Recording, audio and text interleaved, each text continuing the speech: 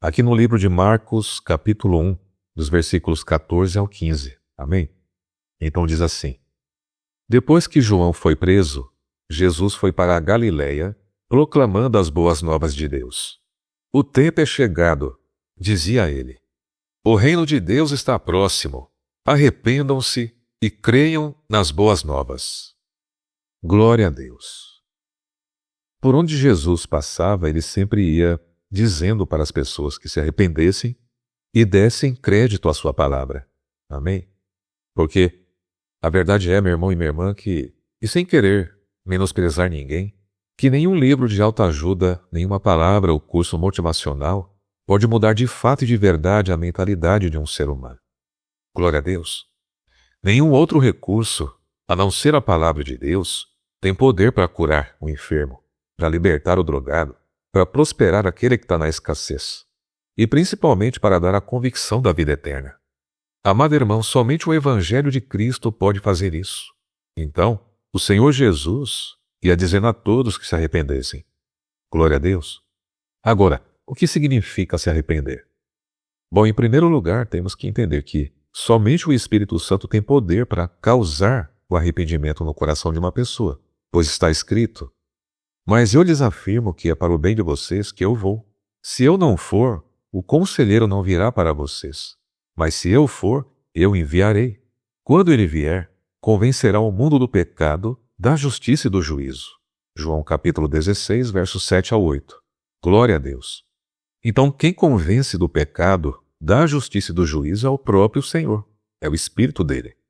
Se arrepender não é somente a pessoa ficar com tristeza no coração por conta de algo errado que ela cometeu, ok? Até porque existe a tristeza desse mundo que afasta gradativamente de Deus e ainda gera uma profunda depressão até que algo bem pior possa acontecer. Mas se arrepender é mudar de rota, mudar de direção. E isso tem a ver com a tristeza segundo Deus, que é positiva. Vamos ver isso aqui no livro de 2 Coríntios, capítulo 7, verso 9. Diz assim: A tristeza segundo Deus produz um arrependimento que leva à salvação, e não a remorso. Mas a tristeza segundo o mundo produz morte. Olha só. A tristeza segundo Deus é sadia e faz com que a pessoa queira se converter ao Senhor, abandonando com isso os maus pensamentos e atitudes. Então, o arrependimento genuíno acontece quando a pessoa entende que viver nesse mundo, seguindo seus próprios caminhos, está errado e que ela deve andar no reto caminho do Senhor. No livro de João, capítulo 14, verso 6, o Senhor disse assim: Eu sou o caminho, a verdade e a vida. Ninguém vem ao Pai a não ser por mim.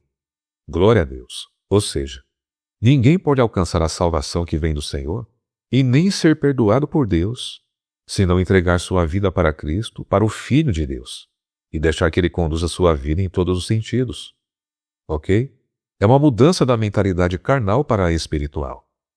E por isso também que existe a necessidade do batismo nas águas, logo após a pessoa passar pelo processo do sincero arrependimento.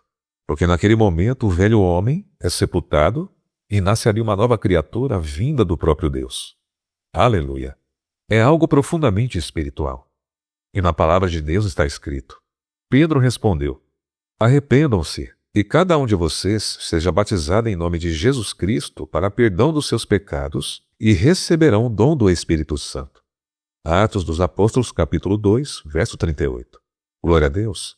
E também lá no Salmo 51 nós vemos o rei Davi se arrependendo de maneira sincera dos seus graves pecados.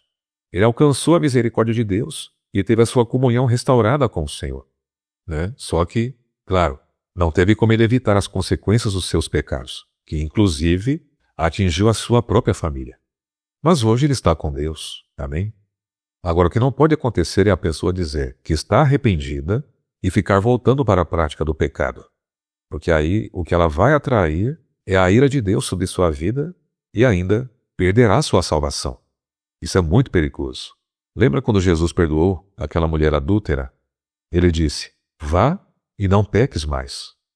A verdade é que todos os dias devemos andar no arrependimento, numa constante conversão ao Evangelho do Senhor.